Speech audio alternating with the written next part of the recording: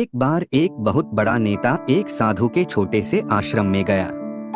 वह साधु के बारे में बहुत सुना था, तो उसके मन में आया कि मैं एक बार जा करके देखता हूँ कि लोग उसकी इतनी तारीफ क्यों करते हैं। जब वह उस आश्रम में गया तो वहाँ पर एक छोटा सा कमरा था जहाँ पर एक कालीन बिछा हुआ था। वहाँ पर कुछ लोग नीचे बैठे हुए थे और साधु जी सामने बैठे हुए थे। कुछ सवाल जवाब चल रहा था। वह नेता उस आश्रम में आया और उस नेता के साथ में 4 बॉडीगार्ड भी थे और उसकी यह आदत थी कि जहाँ पर भी वह जाता था लोग अपनी जगह से खड़े हो जाते थे और उसकी तरफ देखते थे, हाथ जोड़ते थे और सर झुकाते थे। लेकिन यहाँ पर ऐसा कुछ भी नहीं हुआ। साधु व्यस्त होने के कारण उसकी तरफ देखा तक नहीं। तभी नेता को लगा कि यह मेरी बेइज्जती है और वह इस बात से गुस्सा हो गया।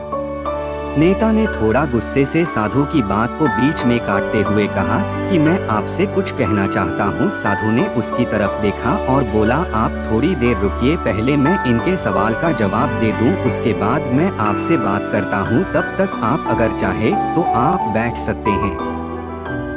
बस साधु का इतना कहने की ही देरी थी। नेता का चेहरा गुस्से से लाल हो गया और फिर उसने अपना सारा गुस्सा उस साधु पर निकाल दिया।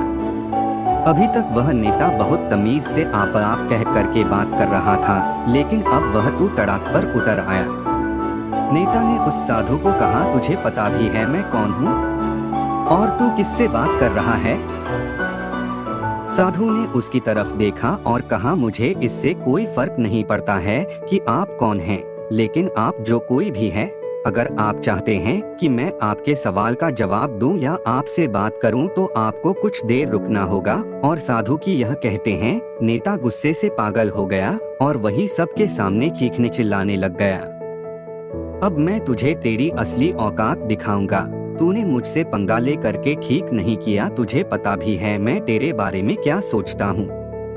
साधु ने फिर से नेता की तरफ देखा और बड़े ही प्रेम से कहा कि मुझे इससे कोई फर्क नहीं पड़ता कि आप मेरे बारे में क्या सोचते हैं। आप जो चाहे वह मेरे बारे में सोच सकते हैं।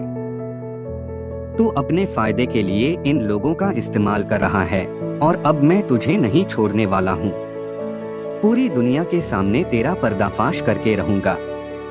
लेकिन उसके इतना बोलने के बाद भी हल्की सी मुस्कान उस साधु के चेहरे पर बनी ही रही। यह देखकर वह और भी तिलमिला गया और उसने कहा, अब बहुत हो गया। अब मैं यहाँ 1 मिनट भी नहीं रुकने वाला, लेकिन अभी भी तेरे पास मौका है। अगर मुझसे माफी मांगनी है या मुझसे कुछ कहना है तो कह सकते हो। इतना सब होने के बाद भी साधु के चेहरे पर एक मुस्कान थी और वह बिल्कुल शांत था। और फिर उन्होंने अपनी आंखें बंद करी और फिर साधु ने अपनी आंखें खोली, हाथ जोड़े और कहा कि मुझे आपसे कोई गिला शिकवा नहीं है। आपके लिए मेरे मन में कोई भी गलत ख्याल नहीं है। जो भी मेरे बारे में आपने कहा वह आपकी अपनी सोच थी, तो मुझे आप में कोई भी बुराई नजर नहीं आती है। मुझे आप बहुत ही भले इंसान लग रहे हैं। और साधु के इतना कहते ही नेताजी का दिमाग 7वें आसमान पर पहुंच गया। उसके चेहरे पर एक अजीब सी खुशी थी, क्योंकि उस साधु ने वही कहा जो बाकी सब लोग उस नेता को कहते हैं। और वह खुशी खुशी उस आश्रम से अपने घर की तरफ चला गया और जाकर के अपने पिताजी के साथ में बैठ गया। उसके पिताजी ध्यान में थे। उन्होंने पूरी जिंदगी सिर्फ लोगों की सेवा करी और बदले में कुछ भी उम्मीद नहीं किया। तो थोड़ी देर बाद जब उन्होंने अपनी आंखें खोली और देखा अपने बेटे को अपने साथ बैठे हुए, तो उनके बेटे के चेहरे पर आज एक अजीब सी खुशी थी जो आज से पहले उन्होंने कभी नहीं देखी थी। फिर उसने एक एक करके सब कुछ बताया कि आज क्या हुआ, किस तरह से वह आश्रम गया और वहाँ पर क्या हुआ, उसने क्या कहा और साधु जी ने क्या कहा। जब उसके पिताजी ने पूरी बात सुनी तो थोड़ा सा मुस्कुराए और अपने बेटे को देख करके बोले कि उन्होंने तुम्हारी तारीफ नहीं करी, क्योंकि उन्होंने वह नहीं कहा कि जो तुम हो, उन्होंने वह कहा कि जो वह खुद है। और तुमने जो भी कुछ उनको कहा वो नहीं कहा कि जो वो है, बल्कि तुमने वह कहा जो तुम खुद हो। यही बात वेदों में भी कही गई है, यथा दृष्टि तथा सृष्टि।